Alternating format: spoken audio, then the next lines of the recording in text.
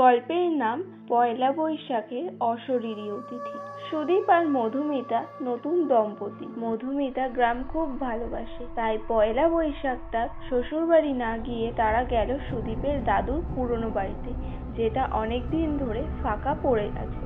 গ্রামটা সুন্দর, বাড়িটাও বড়, কিন্তু অদ্ভুত নিস্তব্ধতা জায়গাটাকে অস্বাভাবিক লাগাচ্ছিল। বিকেলে বাড়ির আশেপাশে ঘুরতে ঘুরতে গ্রামের এক বৃদ্ধা মধুমিতাকে সাবধান করলো, এ বাড়িতে পয়লা বৈশাখের রাতে থেকো না মা, অপদেবতা আছে। সুদীপ এসব শুনে হেসে উড়িয়ে দিল, কিন্তু মধুমিতার মনে কেমন একটা অস্বস্তি হলো। রাত নামতেই মধুমিতা অনুভব করলো কেউ যেন বারান্দায় হাঁটছে। জানালা দিয়ে তাকিয়ে দেখলো একজন লাল পেড়ে সাদা শাড়ি পরা মেয়ে এক দৃষ্টিতে তাকিয়ে আছে। মুখটা অস্পষ্ট, কিন্তু সে হাসছে।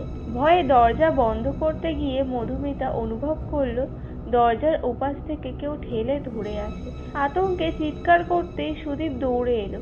দরজা খুলে বাইরে তাকাতেই দেখা গেল কেউ নেই। পরদিন গ্রামের লোকজন বলল, বহু বছর আগে পয়লা বৈশাখের দিন এই বাড়ির এক নববধূকে ওর স্বামী মারধর করে খুন করেছিল।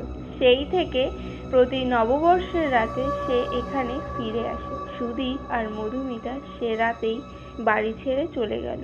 এরপর তারা আর কোনো দিন সেখানে ফেরে। হ্যালো এভরিওয়ান, আমাদের চ্যানেলের ফানি এবং হরর স্টোরি সম্পর্কে আরও বিস্তারিত জানতে হলে ডেসক্রিপশানে দেওয়া লিঙ্কটিতে তাড়াতাড়ি করে ফলো করে দাও, এবং ভিডিওটি ভালো লেগে থাকলে অবশ্যই বেশি বেশি করে শেয়ার করে দিও, লাইক করে দিও এবং সাবস্ক্রাইব করে দিও।